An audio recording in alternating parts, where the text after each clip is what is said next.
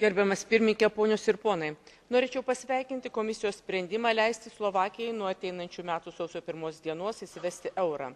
Euro įvedimas Slovakijoje yra puikus pavyzdys ir gera paskata kitoms valstybėms padidinti pastangas ir imtis papildomų priemonių siekiant atitikti konvergencijos kriterijus.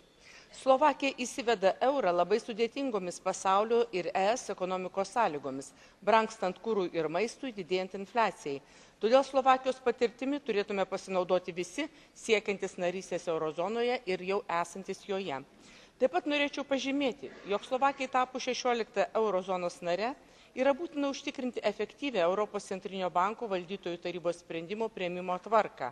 Deja, kol kas vis dar nėra priimtas galutinis sprendimas dėl rotacinės sistemos.